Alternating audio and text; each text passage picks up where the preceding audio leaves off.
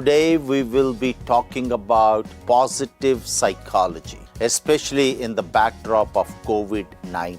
For decades, psychology has focused on disorders, psychopathologies, behavioral problems, illnesses, but now it has begun to worry about what makes us feel good. Beyond seeking treatment to stop being ill, psychology begins to seek answers about what makes us happy.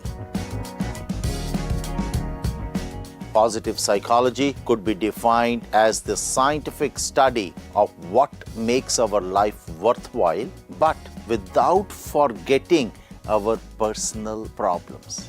Positive psychology promotes the balanced empowerment of our strengths to give us a more objective view of ourselves. This is necessary because some strengths are not good either by excess or by default.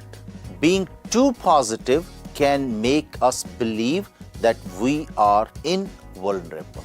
It can lead us to believe that we are going to achieve everything and lead us to take too many risks, to involve ourselves in too many projects at once.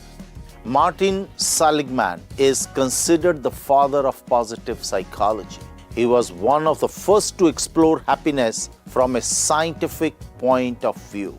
According to Seligman, there are 3 dimensions of happiness that can be cultivated: pleasant life, good life, and meaningful life.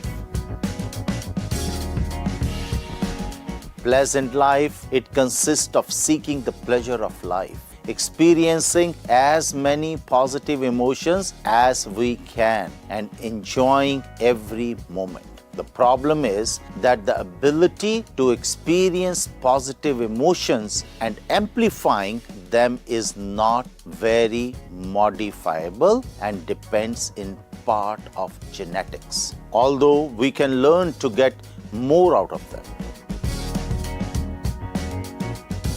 Good life, we achieve this when we discover our virtues and strengths and when we use them to improve our lives. We feel it when we are focused on one task and abstract from everything else.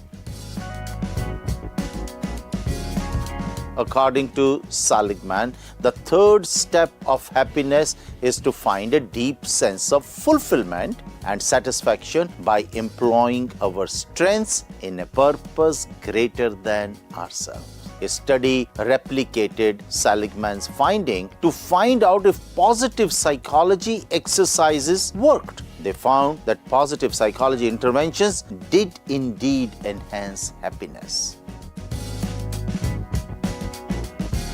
People who have at least a close friendship are happier. It is important to have people to count on, to feel loved and supported. It is important to be able to express ourselves freely with our loved ones, to experience how we feel and what we want.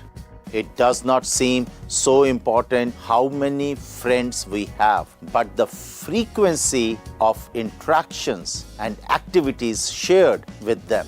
It is important to cultivate the ability to express an interest in what others tell us and to respond in an encouraging way.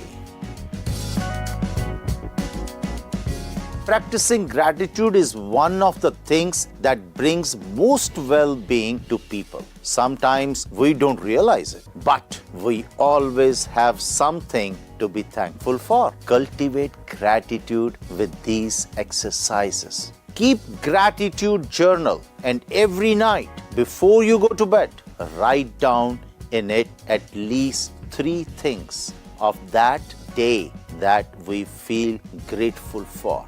Write a thank you letter to a special person. Write down good things you feel for them. Find the person and, if possible, read the letter to him or her personally. Allow yourself to enjoy the feelings and emotions that come from thanking them. Be grateful. If you give thanks at all times, the brain makes a habit out of it. Actively seek out the details and actions to help others, and always give thanks when you are the one who receives it. That's all for today. Thank you for